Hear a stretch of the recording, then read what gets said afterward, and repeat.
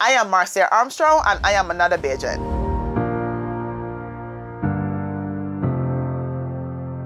My childhood experience was not the fairy tale that persons would normally speak of. I had situations whereas although I came from a two-parent household, there was a lot of turbulence, and it would have affected me on a mental level and emotional level. And at that time, I remember going to primary school, and my outlet would have been track and field because I was really, really good at sports, and it was just a form of expression, not thinking about things at home, but just being present in the moment during track. And although my father was in the home, he wasn't present. And what I mean by that was that my father was an entrepreneur, but because of the friction between him and my mom, I often felt like the target in my household. Other persons would tend to differ and consider me the favorite child, but I was also the one that was picked upon the most. And when I was 12 years old, my father would have died. And it was just my mom and four of us. I also have a twin brother. His name is Mark, but it was just four of us and my mom. And I remember seeing what I would have seen in my household. I said, I don't ever want to experience what my mother would have went through.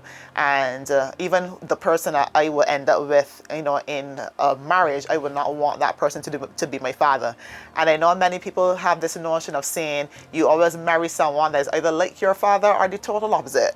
But the thing is that as a young child, I needed my father's love, I needed my father's affection, I needed my father's protection, and that was not something that was provided to me. And therefore, because of being hurt within, as I grew up and went through adulthood, I actually ended up, picking the wrong people because, I was just seeking love that I never got in my home. And I'm really thankful for all that my mother would have done for us, even on a housekeeper's salary at the time. She made sure that we never lacked. We had food to eat, we had a roof over our heads, we had clothes on our back. And I might not have necessarily looked like other people at school who had means to use to buy the best clothes or to have the best hairstyles and these different things, but I had the basic necessities, and I am truly thankful for my mother for that. And up to this day, because of what she would have done on our behalf and what she would have sacrificed for us, there is not a day that I do not dream or ask God to provide me with the level of success that I can return my mother, that she doesn't have to have a need or a want for anything, because I saw what she did for us growing up.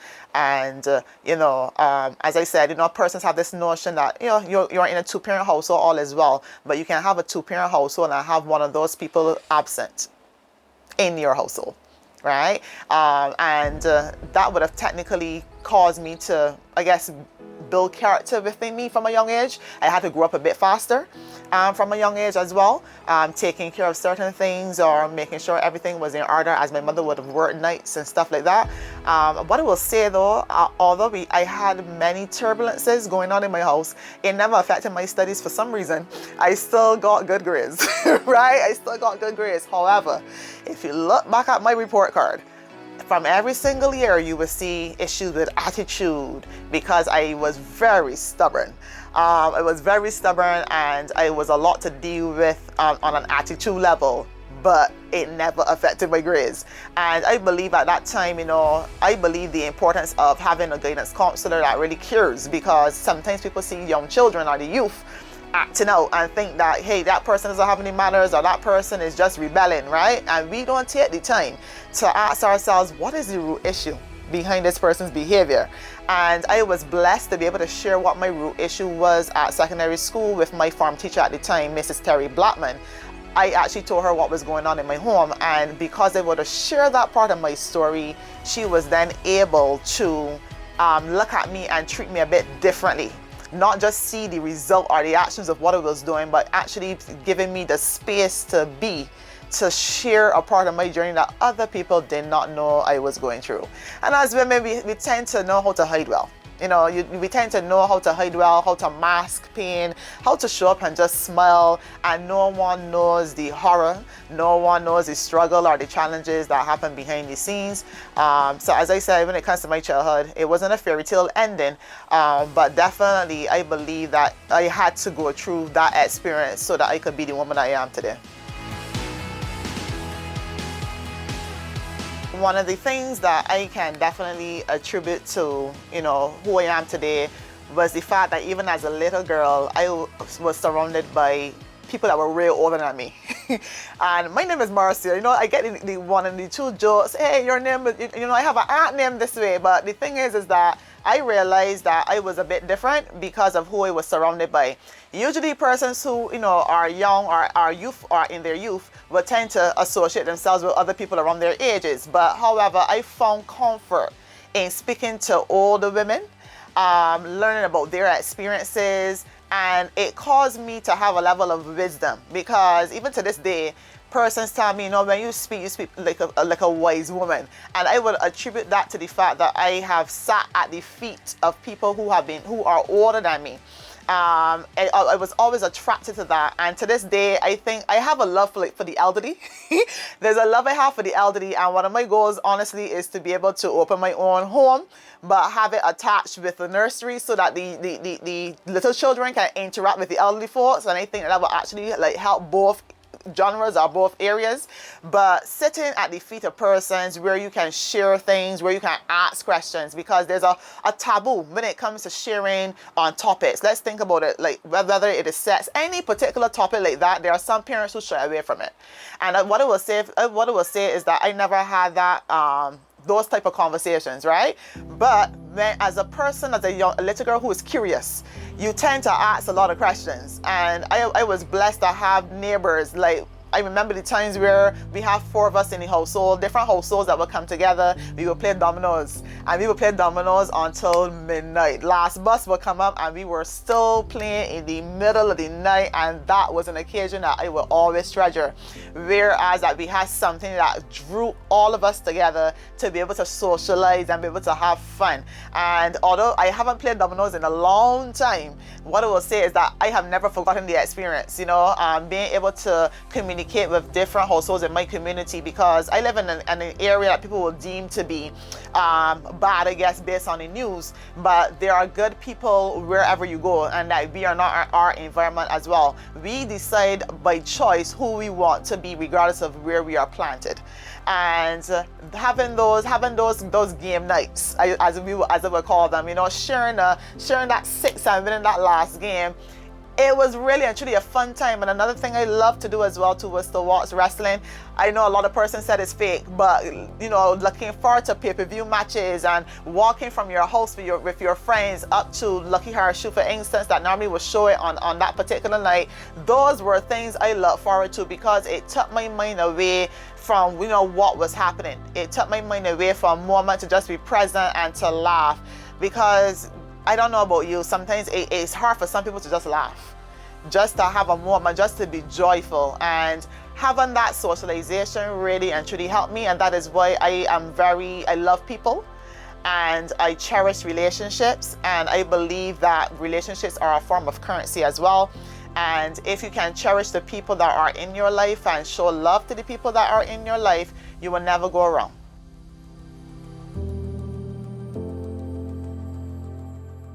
So I went to school at the Allen School, and you know, in the country, but 5 years at the Allen School, and I was in an all-girls farm. So that was an experience. I think that was the first time that the Allen School actually had an all-girls and an all-boys farm. And that experience is like unlike any other thing. As I would have mentioned to you previously, I did not grow up with a lot of money. So when it came to like certain events at school, I wasn't the flashiest when it came to dressing.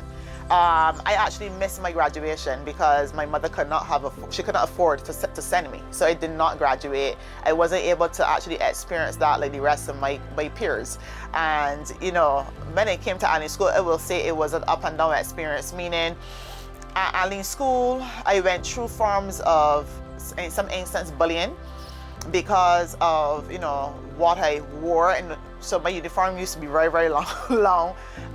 You know, my shoes might not have been the brand name shoes that other people had. So I went through a form of bullying based on my looks. I would have went through a form of bullying based on where I would have lived as well. There was a stigma attached to where I lived, although that was not my experience. And we also see that, it forms a bit of classism when we look at Barbados as a whole, based on where you come from, people treat you differently. Based on how you look, people judge you before you even speak.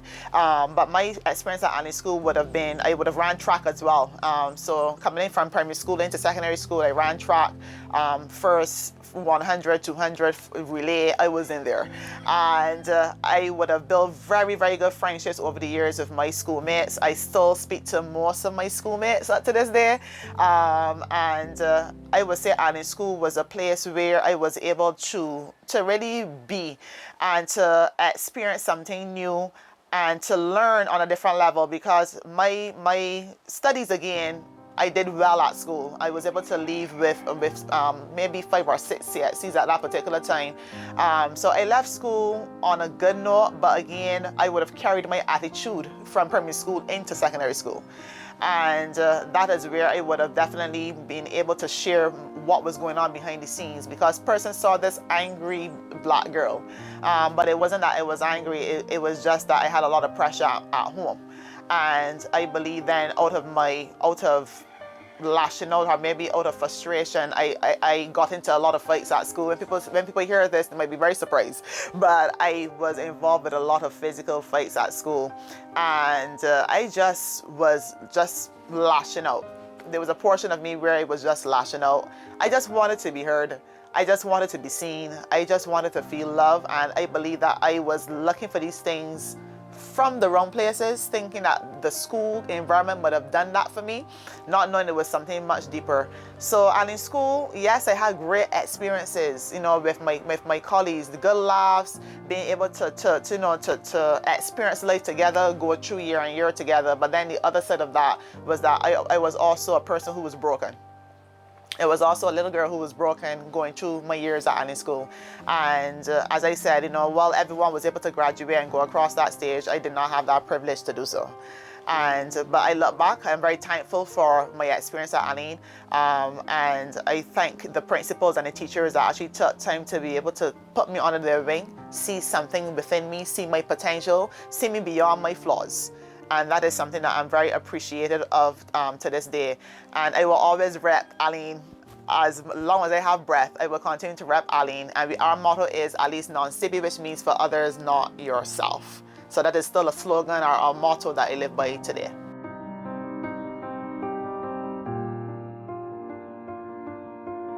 I remember in school we had a particular fair that happened every 2 years. We call it Culture Day, actually. And I remember coming home that particular night to the news that my father had passed. What would have happened is that there was a voicemail that would have been left on the phone. And when we checked the voicemail, the hospital had called the night prior to indicate for us to visit him in the hospital, but we did not listen to the voice note on that day. We only checked the voice note the night after. And when I came home from having, you coming from a fair, you would have had a blast with friends. You're not prepared to be given the news that your father had passed that day.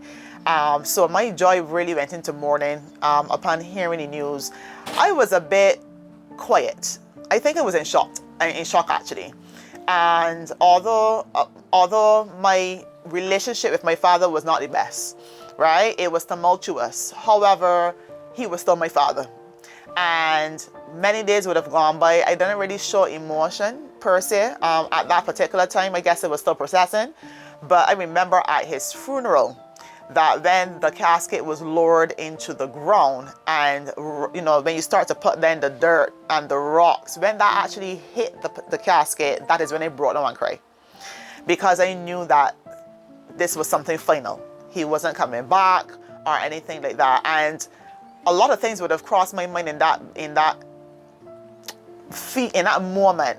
Things that I wish I had said, things that I could have taken back, my feelings about certain things, and just letting him know, maybe how certain things would have hurt me, how his absence would have hurt me. Like, a lot of things went through my mind as a 12-year-old child. And when that hit, I just fell to the ground. I just fell to the ground and I let it all out. I think I was holding in all of my feelings. I'm trying to be the big person and not show that soft side of me because I had put up such a wall. But at that funeral, I did not care who was present. I just bawled and I cried. Him not being in the home, days after that would have happened, you know, there was Quet. Quet was in my home again. Peace was present in my home again. And to be honest with you, a part of me was sad that he was gone, but also a part of me was kind of like happy to the point that we no longer have fear because of the relationship, because of what would have happened in the home. A lot of the arguments and the fighting, that ceased. And this is not to say that I was happy he died. I was just happy that I was able to come home to a house of peace. And I knew that, you know, he was a person who believed in God and that he would be in a better place. And my hope would have been that he would have just, you know, apologized or repented for the things that he would have done and to the people he would have hurt before he passed. But I felt sad to the point that we weren't able to be present to give him that goodbye that I would have liked to give him. So that part I'm kind of sad about, you know, not being able to say goodbye and just remembering the memories I would have had with him, which would have been, he was a person who made steel pans and he taught me how to play the steel pan. I don't know how to play it though, so don't ask me. But that was a moment I had with him where I would have sat next to him, he would have made the steel pans and he would have, I can still see little sticks and the rubber at the end, and he actually taught me how to play music because that was something that he did in the hospitality industry for tourists. So that was a memory that's a memory that I would never forget. But you know, going through any type of grief, I am not that type of person that might show emotions up front. I tend to go through a wave. In the beginning, I will have shock. In the beginning, I may not have much words to say. But as time goes by and I realize that this is it, I'm not going to see this person again, then emotions tend to cleanse me or come over me. And that is when I actually allow myself to release. So I actually had to forgive my father as well because I still had a lot of hurt. I had a lot of anger within me, and I got to a place where I had to release him because by not forgiving him, it was stopping me from living. So I got to a stage as well, not immediately after the service, but it took a lot of years. But I got to a place where I said, Daddy, I forgive you.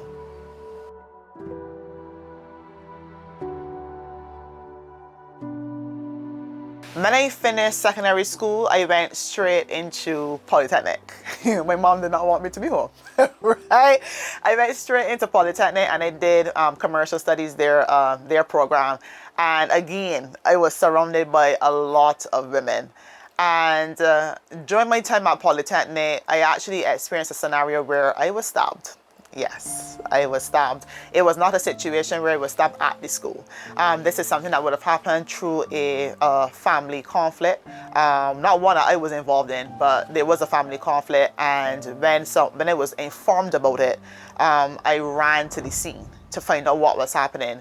And by doing so, when I gathered my family at the time and we left on our way back home, I did not know the person was behind me. So when I turned around, I then got stabbed. And I cannot remember what happened after I got stabbed, but what I will tell you is that I woke, my eyes opened, and I remember these bright lights. And I just saw faces. It was like, am I in heaven? Right? And then they quickly closed. And when I came to consciousness, it was discovered that I was stabbed. And I only realized last year, I actually thought that I was stabbed in my 20s, guys. But I was actually stabbed at 16. I was 16 years old. And I don't know why my brain processed it that I was in my 20s. I don't know why. I was very surprised. I was like 16, right?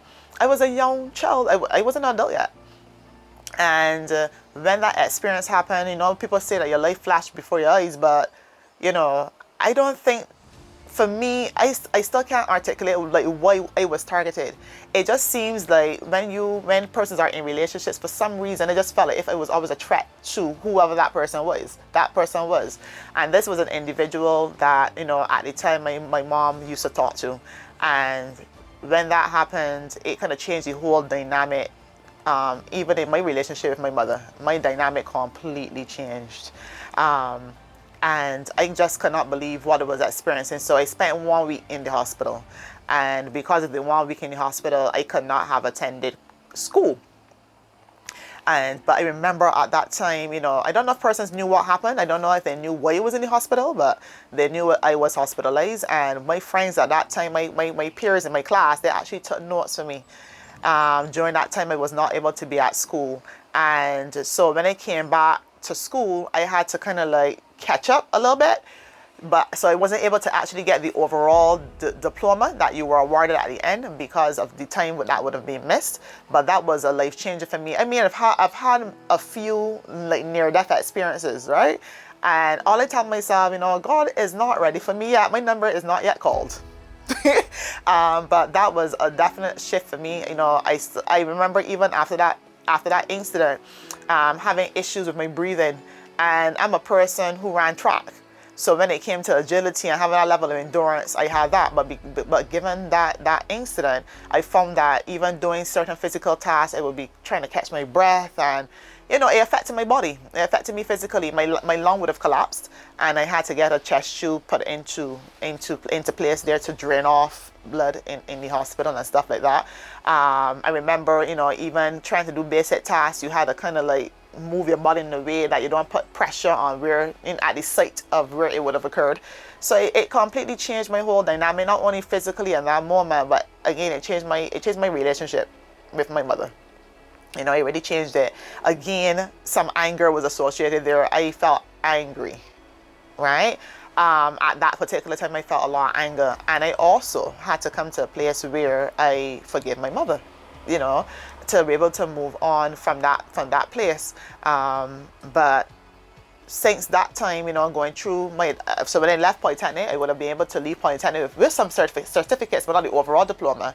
From there, I went directly into, I would have started working as well. I started working around that time, part-time at Jordan Supermarket, my very first employer, as a cashier.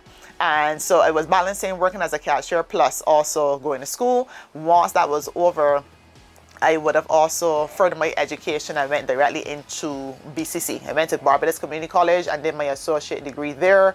And at that time, I would have changed my job from working at Jordan's. I went into teaching computer studies in the areas of Microsoft as well as QuickBooks. So my career would have shifted a bit as I would have progressed and as I would have learned certain things, further my studies, my associate degree. Then from there went into UE, did my bachelor's degree. So I found that learning became something for me, like an outlet. Sometimes people say, well, you're always learning something. I love to learn. I'm a student of life.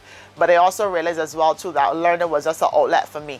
I had something else to study. I had something else to think about. I had something to occupy my time. I just wanted different. I just wanted my life to just shift and be different, and not stay in the path that it was at, because it's very easy to fall into cycles based on your experiences. So and this is something, these are things that I'm sharing for the first time openly, and you can only imagine. But I feel good to know that, although I went through some things, right, some things that might have shut people to the core, through it all, I still had this determination and resilience to still be somebody great, to still be able to show up and to still do things with intention, because there's a reason I was created. And when I recognized that, even my spiritual journey, I got baptized in 2009. And that was really the starting point for me to realize that God created me for a reason. And I can tell you, before, I did not know who I was. I was pretty much tossing and toss and turning with the crowd. Whoever would have accepted me into their group, you're looking for a level of belonging, and whoever accepted me, I would have went. But then I realized even in these groups, I had to be somebody else to fit in. I never could have been myself. And when I gave my life to Christ in 2009, I found that when I searched for who God was and what He did, I found me. And that was a turnaround call for me. I think that was a turning point for me, where I started to take myself seriously. I realized that I matter. I realized that I have something to offer. I realized that I am enough. I realized I don't need validation from people, and that shifted every single thing for me. And it caused me then to do everything with intention from that point. So that little girl who was stabbed at 16 years old, who was trying to defend her family, that got caught up in the crosshairs and got stabbed. God preserved my life to become who I am today, because he was not ready for me at that point. There was still work for me to do. There was still his purpose to be fulfilled. And I am thankful that even though I went through that near miss, you know, for the blink of an eye, I could not be here today. I'm so happy that he kept me. And I'm so happy also as well too that he allowed my heart to be a heart of compassion and a heart of mercy, and to offer grace to people that hurt me, because I also forgive the person that stabbed me as well. I had to release that. And I know it's hard for some people to release things and release people that hurt them, but in order for you to really and truly show up the way you need to, we need to know how to let go and allow God to just do what he has to do. The person who stabbed me, they actually passed away. Maybe a year or two after they passed. And sometimes we have to understand that all battles don't have to be fought by us, right? What you sow is what you reap, and it is to forgive that person, not for them, but for you. So I got to that place where I released him, and I also would have released, as I said, I would have forgiven my mother in that instance as well, because I had a lot of hurt that was directed towards her. And I had to put myself in her shoes and not just think about it from my end, but think about the position that she was in as well too, that would have caused this whole thing to transpire, right? I had to release that, and I can say that I'm happy that I did, and I am in a very good relationship with my mother today.